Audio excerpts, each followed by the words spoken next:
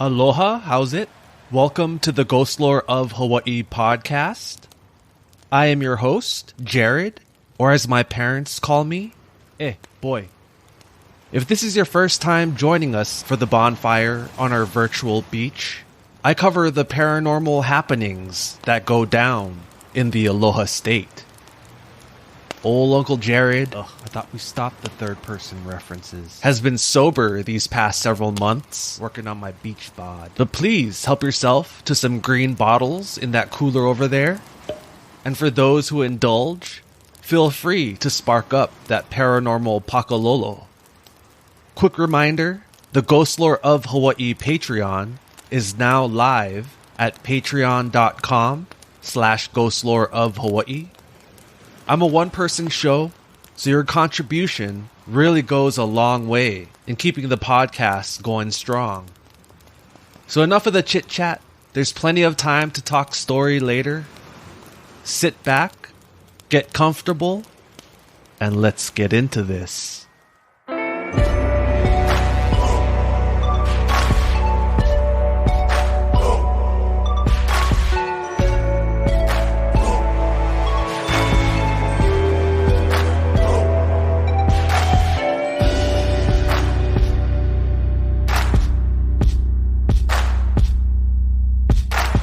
There are many superstitions found in Hawaii's culture, many of which are still followed to this day. One popular belief is that bringing bananas on a boat causes bad luck. Many old fishermen, fisher them, still avoid bringing bananas anytime they go out on the water. A related superstition is to never say you're going fishing. Instead, many locals say that they're going holo holo, cruise around. The superstition is that the fish will hear the plans and won't bite your hook. Holo holo and fishing are used synonymously throughout Hawaii.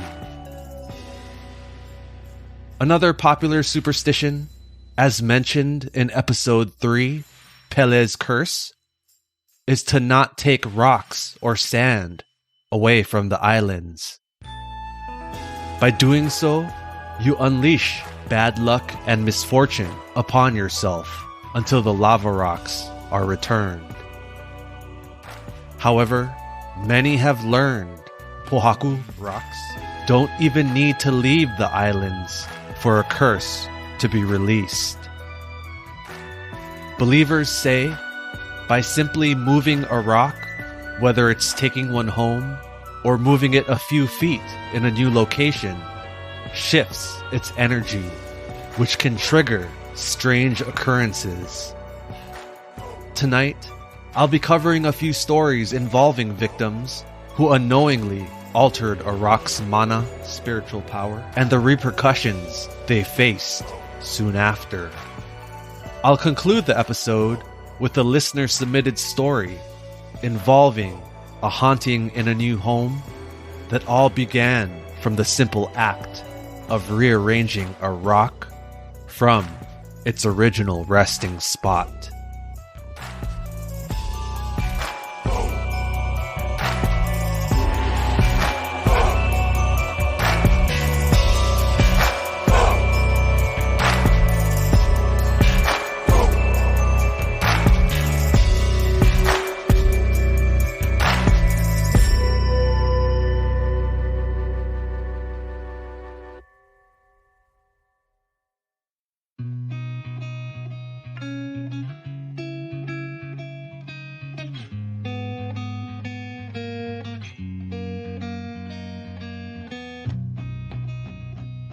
Much like the iwi bones of the deceased, certain Pohaku rocks also contain mana, spiritual power.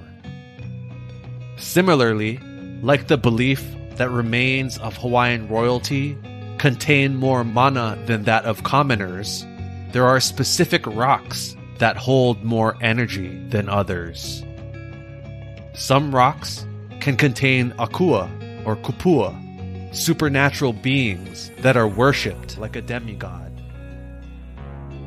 These Pohaku are carved into animals such as honu, turtles, mano, sharks, mo'o, lizards, and even faces. These rocks were worshipped and prayed to by Hawaiians. But not all rocks need to be carved into faces or animals in order for them to hold power. This next tale, based from a story from Glenn Grant's book, Obake Files, tells of the serious consequences a family on Lanai suffered after bringing a seemingly harmless rock into their home.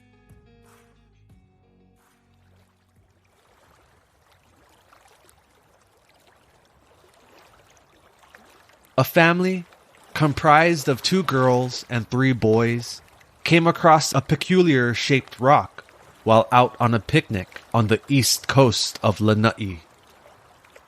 The siblings were exploring a tide pool, searching for shells and hermit crabs, when the eldest boy noticed a small triangular-shaped rock in the shallow water.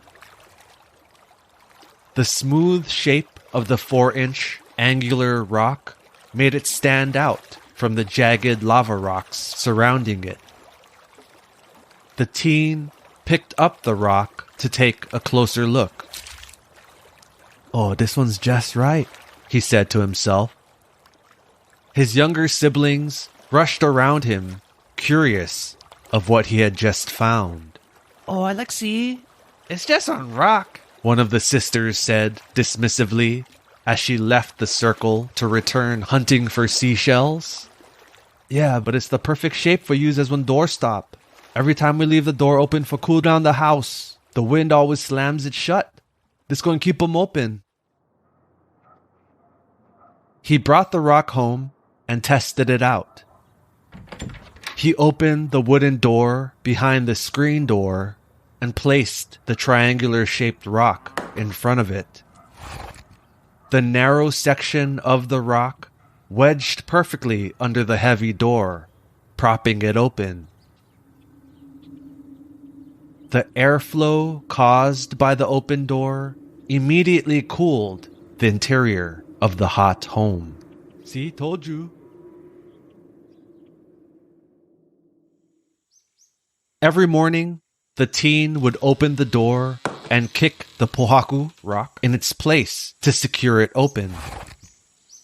Then, in the evening, when temperatures were cooler, he'd kick the wedged stone out from under the door as the wind slammed it shut. Stop slamming doors.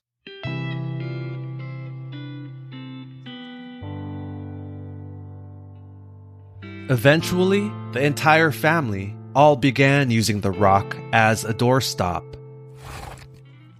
Their father got a job as a roofer, and every morning he'd kick the stone in place before leaving.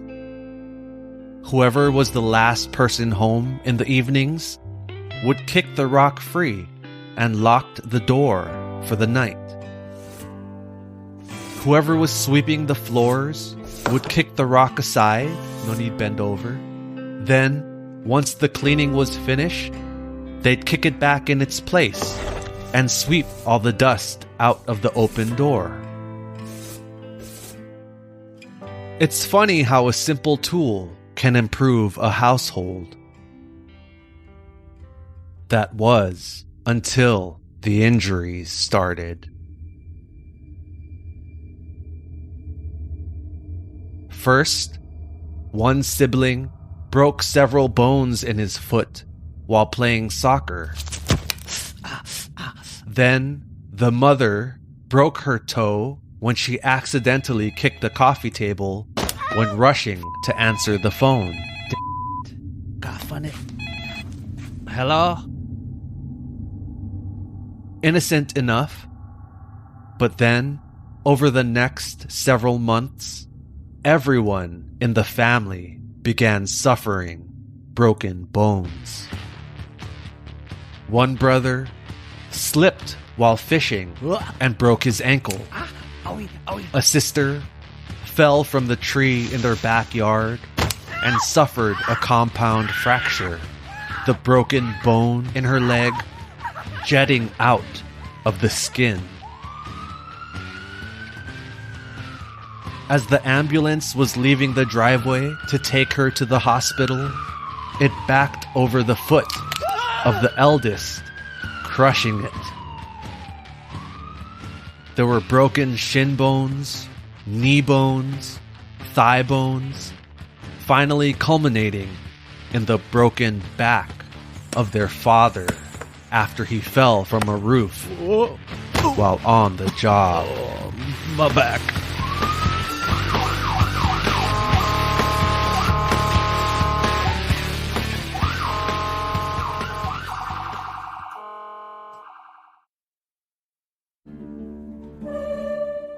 The string of unfortunate injuries baffled the mother, who then paid a visit to her priest in hopes of getting answers, but limped home after being told by the priest he didn't know what to do.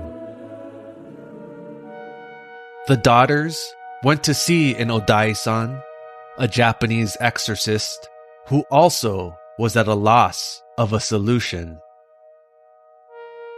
Finally, someone in the community referred the family to a kahuna. The Hawaiian woman knew immediately the source of misfortune came from the cursed stone they had been kicking. She informed the family that everyone who had kicked the Pohaku was being punished by the spirit that followed them home. She instructed the family to take the cursed rock back to the spot the eldest brother had found it.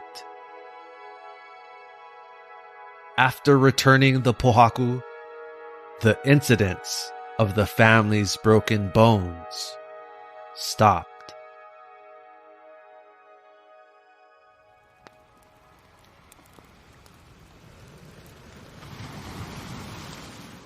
Spooky, yeah? Not all stories of sacred rocks involve spirits that follow you home. This next tale, told by a retired U.S. Army engineer, suggests some rocks are not the inanimate objects they seem to be. Many Pohaku may have a life of their own.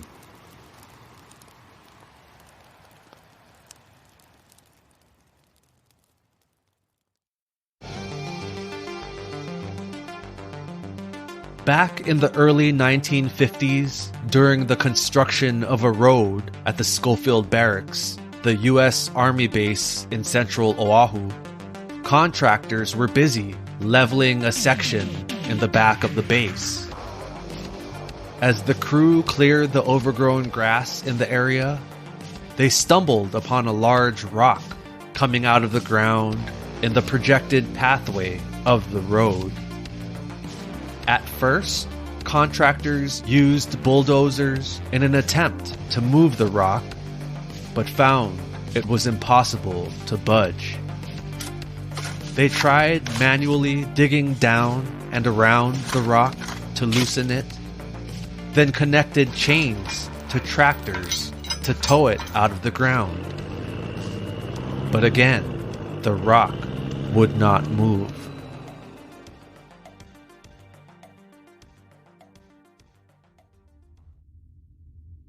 The engineer figured, like an iceberg, the section of rock jetting out of the ground was just the tip, and the base was buried deep underground. The only solution left was to use dynamite to blow the huge boulder to pieces. The detonation was scheduled for the following morning. However, what they found when they returned to the site at sunrise the next day shocked them. We drove up to the location with the dynamite and saw The boulder we'd spent all day trying to move was on the side of the road, out of the ground and away from the designated path. Here's the even stranger part. Behind the rock was a long, dragging trail in the ground. It was like the Pohaku had literally crawled out of the hole, like the rock wanted to avoid being blown up. I don't believe in ghosts. I'm as skeptical as they come, but I've never been able to explain it. The engineer concluded his interview, reiterating how immovable the boulder was. They spent the entire day attempting it, which already put them behind schedule. No one else had been on site once the crew left, and even if more workers had shown up, all the machinery they used couldn't budge the Pohaku. Yet when we got there that morning, there it was, the Pohaku on the side of the road.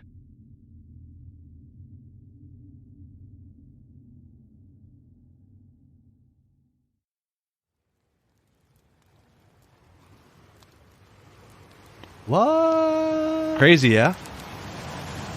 Another similar tale involving a large boulder a work crew encountered at a quarry was reported by Bob Krause in the Honolulu Advertiser in the late 1980s. During construction, the foreman of the crew decided to move the rock to free up some space in the area the rock had been. Using a bulldozer, they managed to push the large stone to the side, flipping it over in the process. From then on, the site experienced multiple strange events.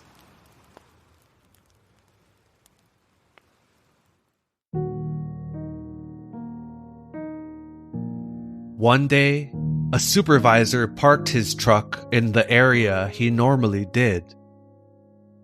He got out of the pickup and began walking over to the foreman to discuss a few work-related issues. He hadn't made it more than several feet when he was startled by a loud, crashing sound directly behind him.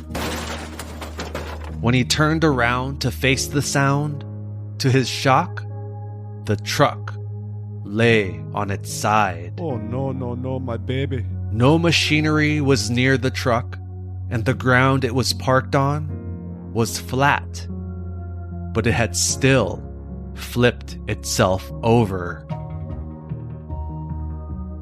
Another worker was on his lunch break, seated under the canopy of a nearby tree. Starving. As he took a bite of the sandwich he packed for lunch, he bit down on something hard, cracking one of his molars.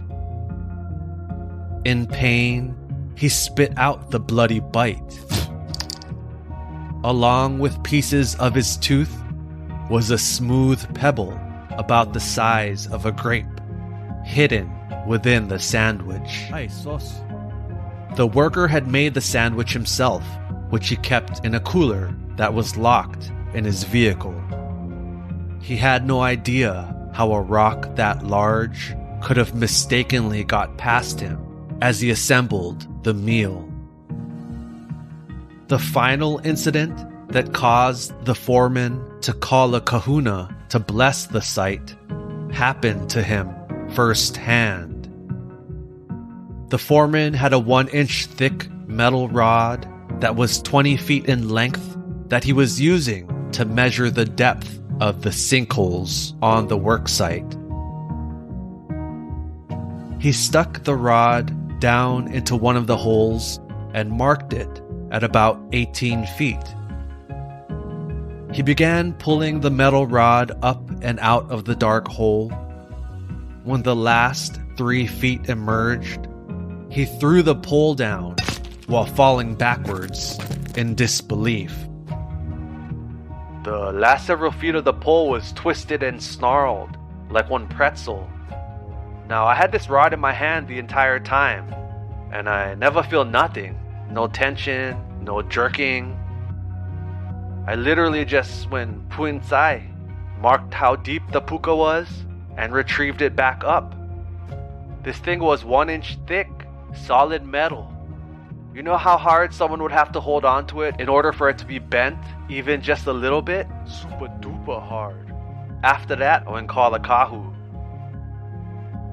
The Hawaiian priest came to the site and began the process of blessing the location. During his prayers, he stopped by the large stone and asked the foreman if they had moved the boulder during the construction.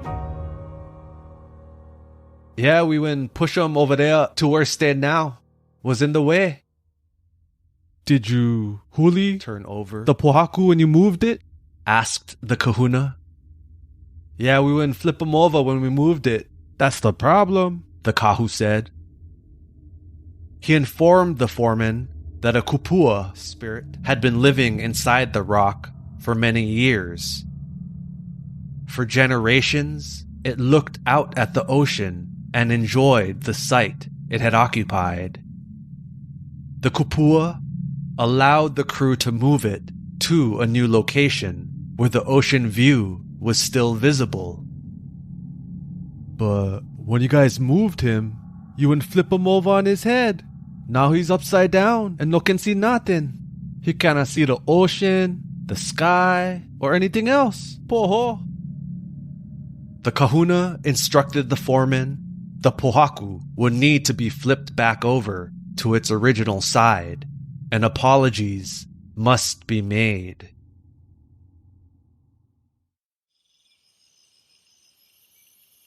The foreman returned with the kahuna and several sleep-deprived crew members and returned the rock to its correct side. Offerings of kava, ulu, Breadfruit. and fish were also left near the Pohaku, and the crew never had any problems on the site again.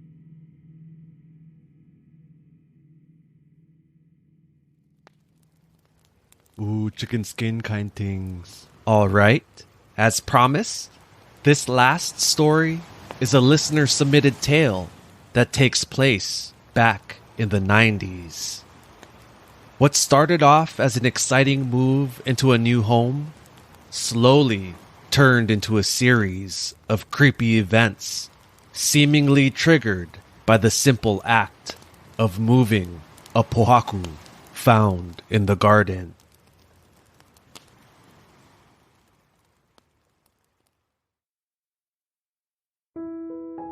Louisa and her parents had just moved into a beautiful one-story house in Kaneohe on the island of Oahu.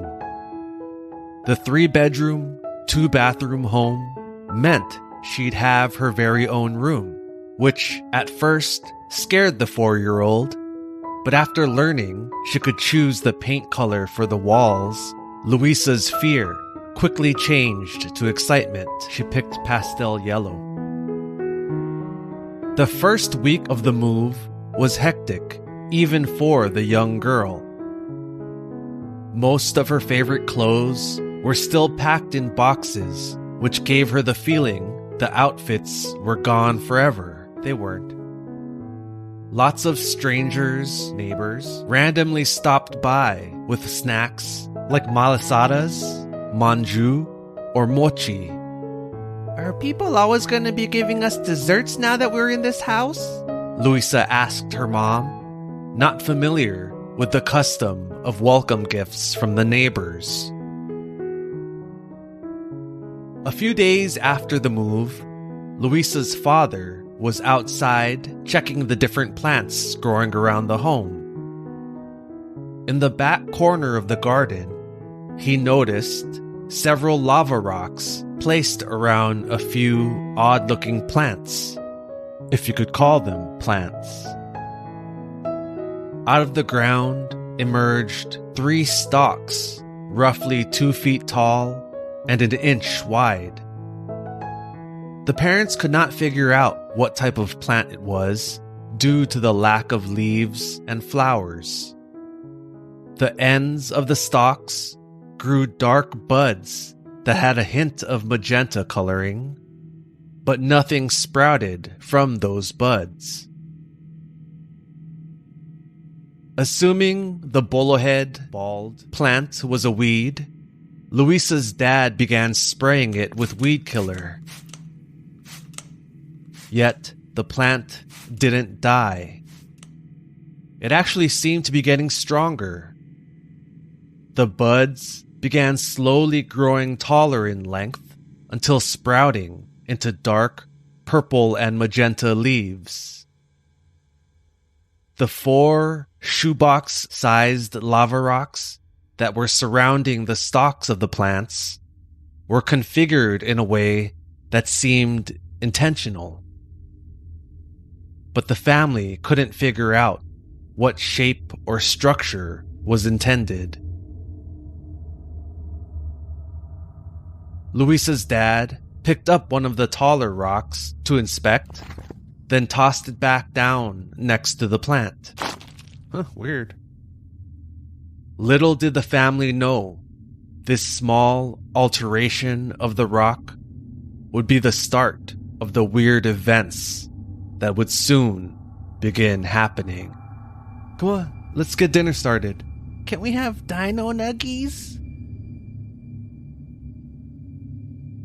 At first, the events were minor. The family would find cupboards and closets rearranged. Now where did I leave that? All the socks in a drawer would be found with the colors mismatched. Or a single shoe would go missing for days. Where is that other shoe? Then reappear in a bed, tucked under the sheets, or at the top of the staircase. Things from the freezer would be found melted in a bathroom drawer. Huh? What the heck are these dino nuggets doing here? Or all the spice containers in a cupboard would be found flipped upside down. Huh? Sliding drawers seemed to always be left open, even after the parents installed child locks. Ow! At first, Luisa's parents thought she was just being kolohe, Mischievous. and playing kid games. Oh, that girl. But many of the moved items would appear in areas a 4-year-old wouldn't be able to reach.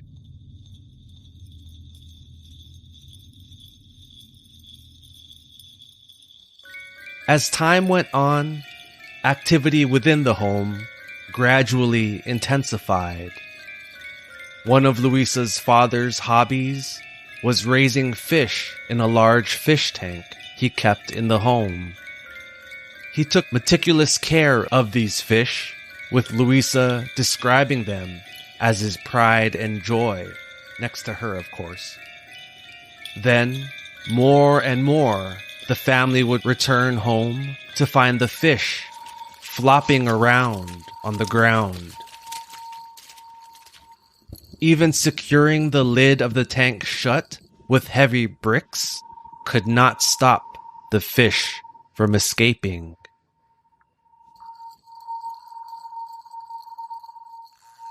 Then came the shadow people.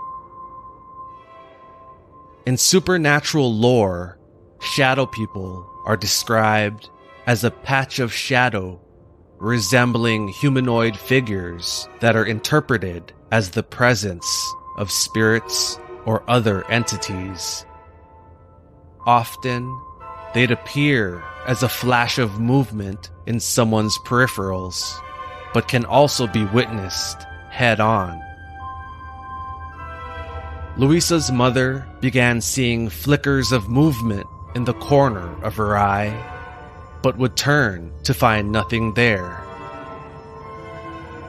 Her husband would be watering flowers they had planted outside and see a blur of motion like someone sprinting through the yard, only to find himself alone.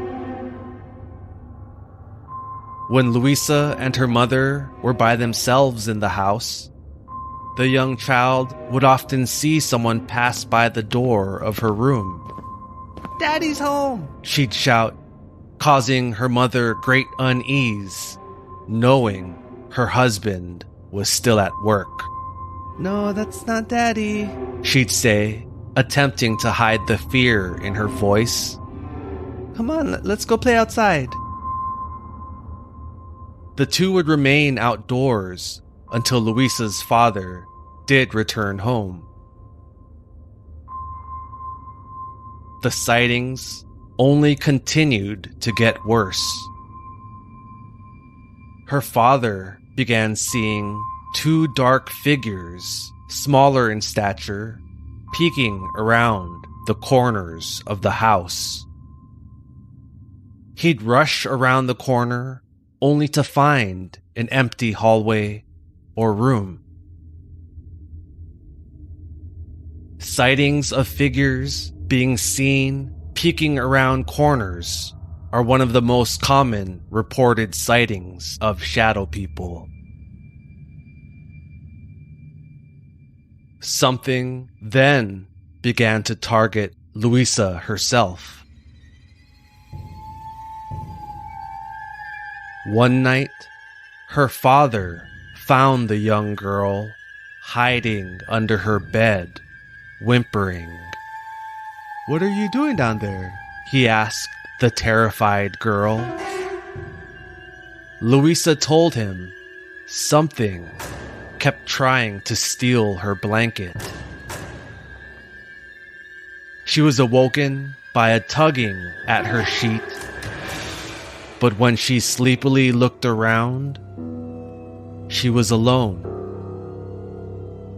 Then, suddenly, the covers were yanked off, frightening her as she retreated under the bed.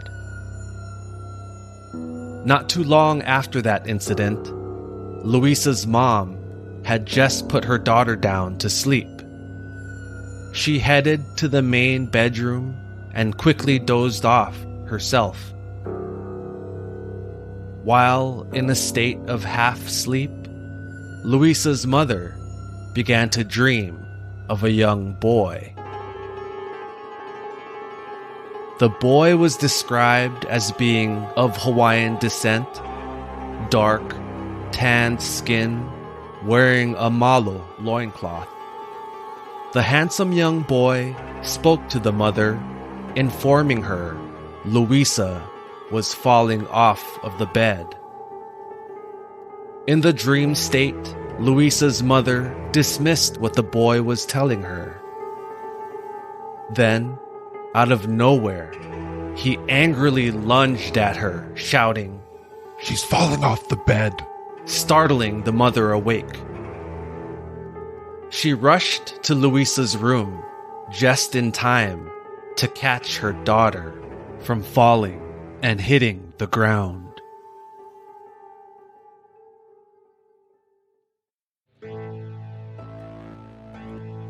Several weeks later, the parents were in the kitchen finishing up dinner while Luisa played in her room alone. They then began hearing the child in conversation as if she was interacting with someone. They heard talking and laughing like Luisa was no longer by herself. The child had never gone through the imaginary friend stage and never talked to herself. The frightened parents rushed to the room, thinking an intruder had broken in. The bedroom door slammed open as they barged into the room, only to find Luisa sitting alone on the floor in front of the open closet door. "Mommy, Daddy, you scared my friend away." Luisa described the friend to her parents, explaining he was a young boy with something on his face. The description of the boy filled the parents with unease. Something on his face? He likes the closets.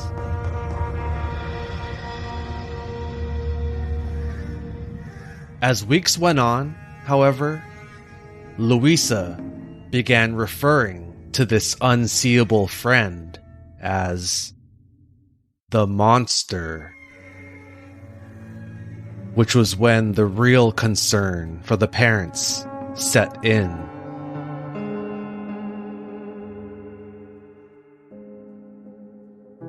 This all began to be too much for Louisa's father, who urged his wife to do something about the activity. Me? She first called a Catholic priest from the neighborhood who stopped by offering prayer. At first, the hauntings subsided for a few days, but quickly returned in full force. The mother then called a Buddhist priest to bless the home, and like the Catholic priest, the blessing seemed to work, but only for a few days. The hauntings always seemed to return soon after. Finally, the mother asked a Hawaiian friend about a kahu that had assisted in a similar situation. The kahu helped remove a negative energy that plagued the friend's house, so the mother hoped the same could be done for her family's home. The kahu agreed to assist the family and arranged a date for the blessing.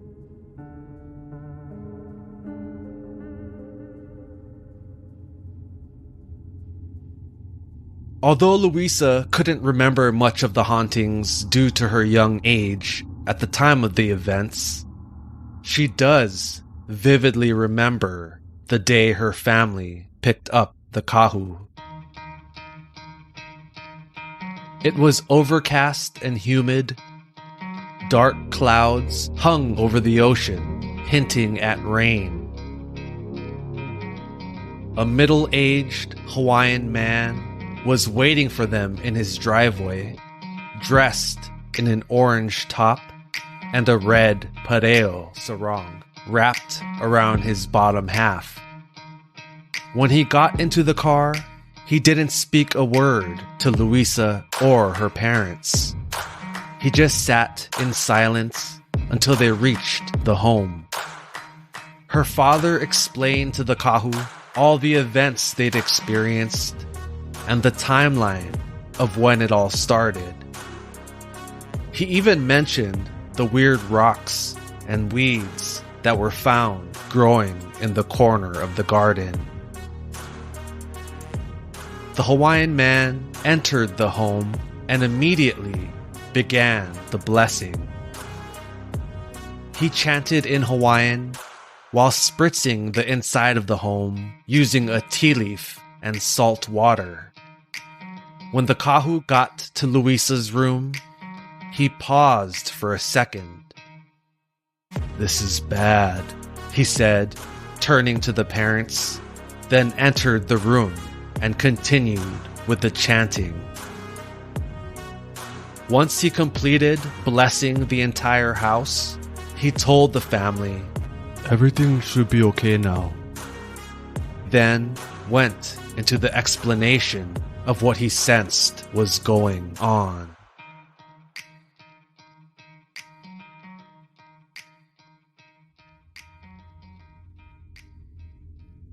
The event that triggered the paranormal activity was Louisa's father moving the Pohaku rock in the garden. The kahu explained the odd rock structure was a portal for the spirits.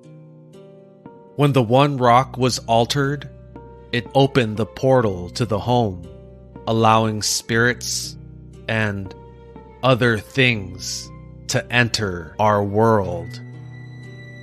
The plant Luisa's father thought was a weed was actually a red tea leaf plant placed there to protect the house.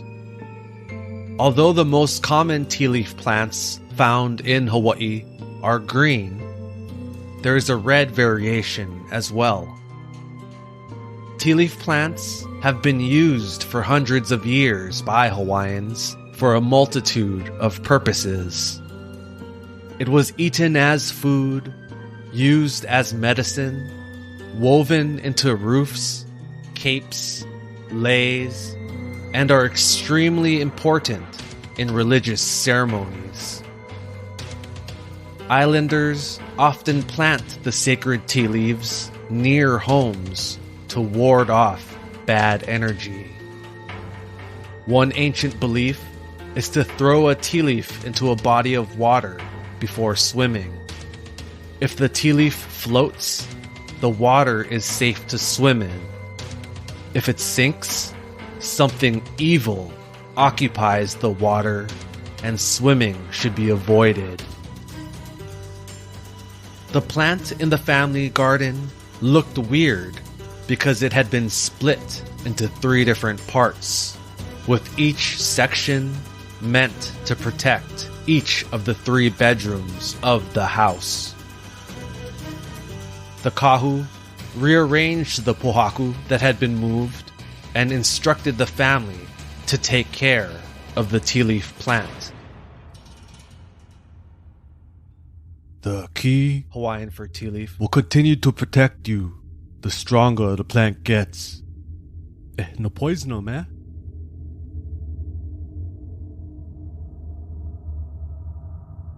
As the parents got ready to take the kahu home, they quietly asked what he had sensed while in Luisa's bedroom. The Hawaiian said long ago something was buried deep underground below the home, then turned to continue packing the items he brought for the blessing. Not quite satisfied with the answer, the parents asked for more clarification. You do not want to know what's under your house. That response gave both the parents chicken skin and was enough to drop the topic. But no worry, you guys should be fine now.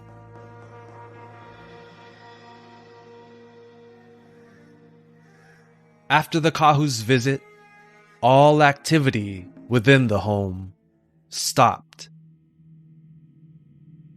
They no longer saw the shadow people, and Luisa did not see her invisible friend / the monster again. Her father's fish no longer escaped the aquarium, and items within the home stopped going missing. Like I mentioned earlier, Luisa doesn't remember a lot of the events during this time, with most of this information being provided by her parents. But certain points, like the kahu's attire and him sitting in silence during the car ride, stuck out. Thinking back on these events, Luisa suspects the kahu was referencing an ancient Hawaiian grave as the thing buried under the home. She thinks it's most likely the grave of the friend ghost she played with during this time. From the best of her knowledge, the child she saw was about 10 years old. However, the apparition dressed in the malo loincloth, which appeared in her mother's dream, was a teenage boy, which makes me wonder, is this the same spirit? Or an entirely different entity altogether? Her father would see two shadowy figures peeking around the corners of their home. Would this mean there are multiple grave sites on the property? Or was this an unrelated spirit who passed through the open portal made by the lava rocks? If that's the case, who else or what else passed through? Luisa's family has since moved out of that home. And no, Luisa is not her real name. When she submitted the story, she asked if I could change her name and the location of the home still located on Oahu, since another family currently resides there. Do you think they've experienced anything? At least they have the tea leaf growing in the garden to protect them. Well, maybe. Let's just hope the Pohaku hasn't been moved. I want to give a special shout out to Nancy for... Oops. Nah, just joking. That's not her name. I want to give a special shout out to the listener who submitted this story. You know who you are. She gave a very detailed outline of all the events she and her family went through, which gave me chicken skin the first time reading it. Moving into a new home and experiencing something supernatural can be very frightening. Just the fact of being in an unfamiliar environment can be spooky enough. Where's the bathroom? Throw in shadow people and mismatched socks, and you got yourself a horror movie. Why am I like this? I want to thank all the listeners who signed up for the Ghostlore of Hawaii Patreon. I've been overwhelmed with the flood of contributions in these early days of the Patreon. Patrons in the Pele tier get their names shouted out in the show notes, and Obake and Kanaka tier patrons get an in-episode shout-out. There's also a Menehune tier available that gets members access to all the bonus and early release episodes on Patreon as well. So a special thank you to the following patrons. Thank you Kit Friday, Cynthia Klepang, whose listener's story was a part of the episode Death on the Road to Hana. My buddy Ann Lee from episode 5. What up, Ann Lee? Shout out to Andrea, always sharing the pod on Instagram. Thank you to Christy and Lily. If you go to my Instagram, ghostlore.of.hawaii, Lily made a couple of drawings of the Ghostlore of Hawaii logo that I posted not too long ago. Check it out. Thank you to Maddie M, who's always sharing and supporting on Facebook. Thanks, Matt. And shout out to Jordan Burnett. Jordan is also repping the podcast on IG as well. Check out the shout out section in the show notes for all the Pele tier patrons. And there's also a link at ghostloreofhawaii.com that lists all patrons. To become a member, head to patreon.com/ghostloreofhawaii. I cannot thank you enough, as it all helps out tremendously. This podcast is a full-time plus overtime gig, so any and all support plays a huge impact. Lastly, shout out to Travis and Chris from Repod. Travis is the founder of Repod, the listening app I've partnered with, and Chris is always sharing Ghostlore of Hawaii on the Repod app. Thanks, guys. If you have a topic or story you'd like to share on the podcast, you can email me at ghostlore.of.hawaii@gmail.com. Thank you to all who have emailed in. I love hearing from you, and your words of encouragement are like shotgunning a Red Bull for my creative juices. Weird analogy.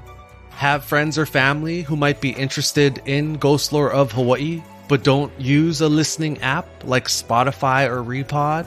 Maybe they don't even know what a podcast is. send them over to ghostloreofhawaii.com and they can listen to any episode straight from the site. Although my intent is to keep all facts and historical information as accurate as possible, I cannot always guarantee it will be. I make mistakes too sometimes. If there's a topic you find interesting, please look into it on your own. There's so much information I cannot always fit into one episode. Some names and locations may be altered for privacy's sake.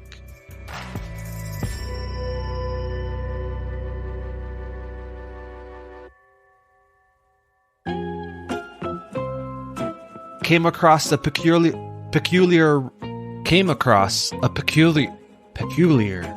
always with this word, would find cupboards. What is wrong with me? Cupboards. Would find cupboards. He took meticulous. He took meticulous are not the inanimate.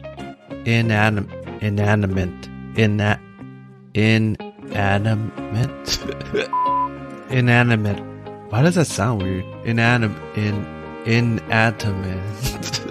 Inanimate